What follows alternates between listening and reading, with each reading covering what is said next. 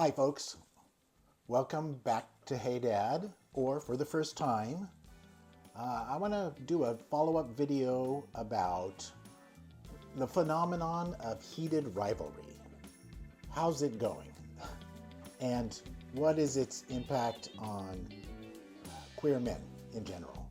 So if you're interested in this kind of content, please do like and subscribe and hang on while I talk more about heated rivalry.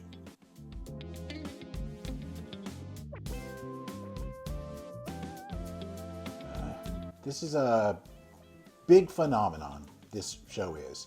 It's really amazing, and I've got a lot of feelings about it.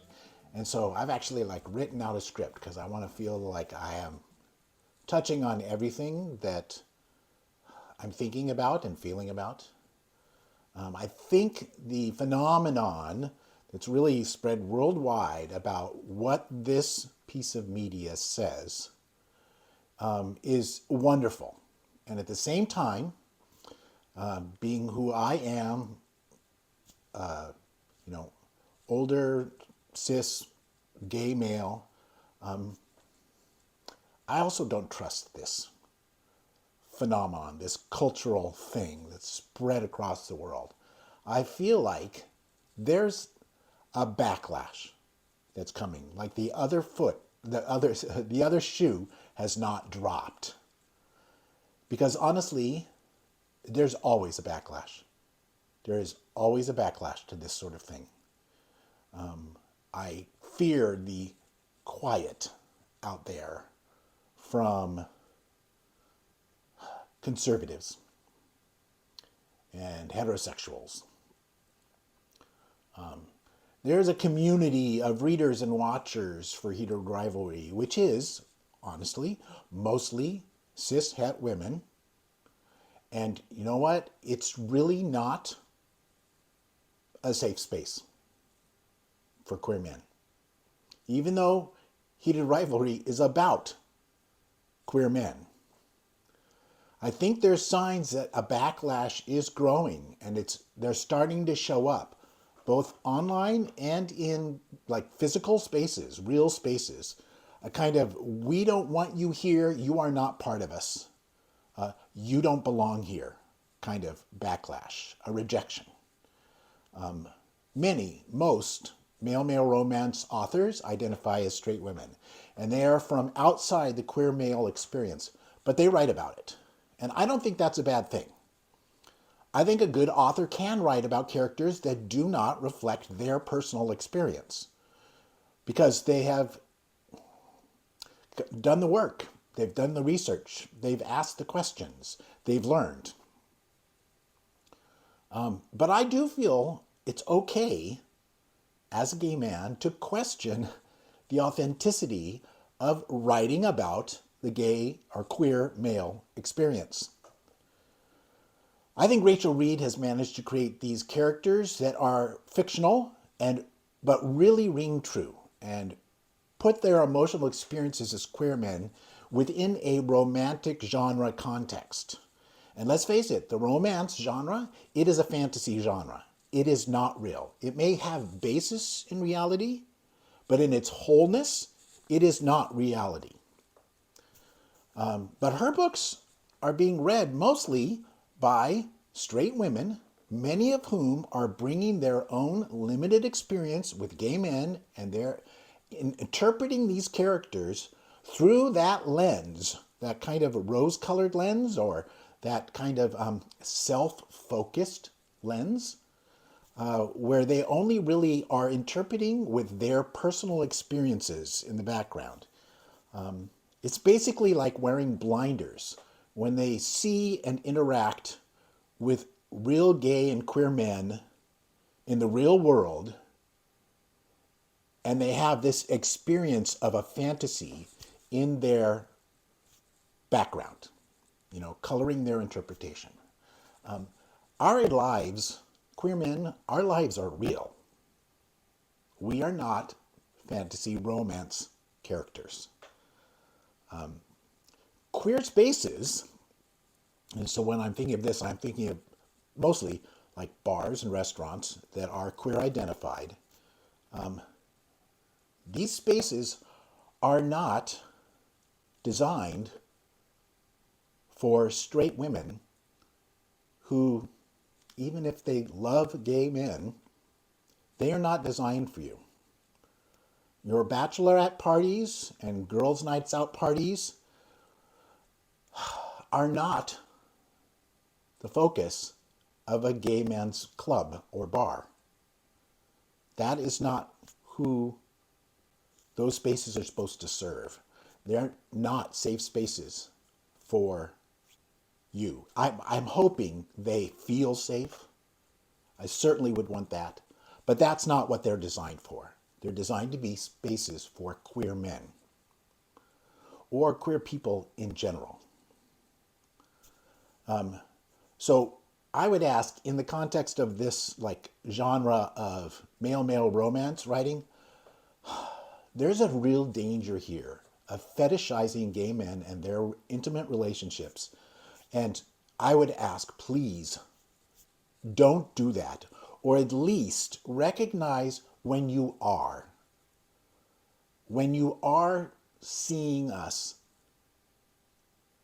with just your experience informed by a fantasy in your head. Don't do that. Sometimes, honestly, and this is the whole gay best friend trope comes in. Sometimes it feels like a lot of women love gay men because they're like pets. They're like a source of fun and joy, but no risk. And that is really worrisome when that happens. Gay men don't experience lives like heterosexual women do. Just because we share an attraction to other men doesn't mean we experience life like you do, especially around forming attachments with other men. Our experiences are very different.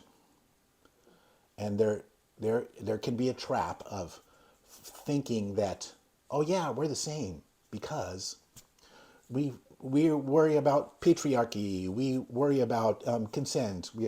Yeah, we do, but it's not the same.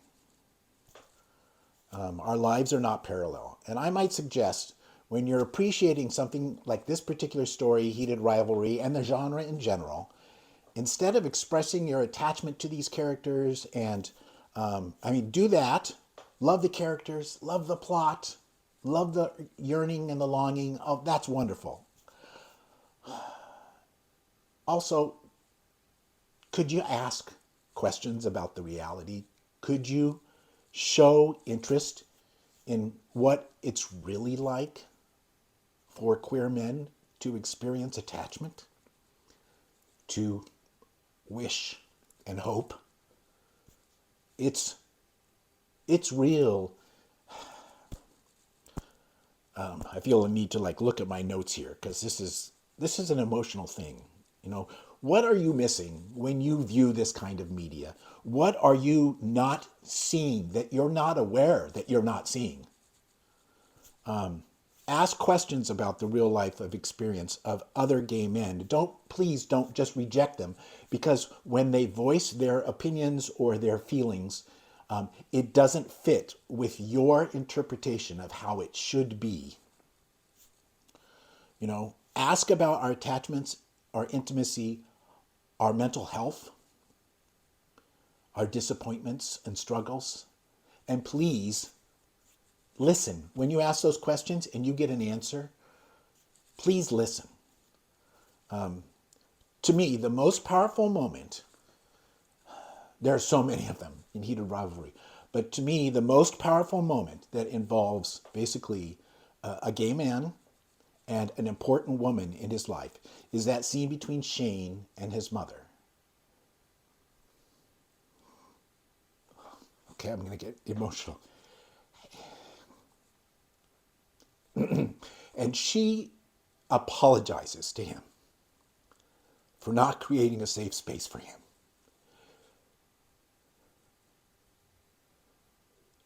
Do you know how seldom that happens?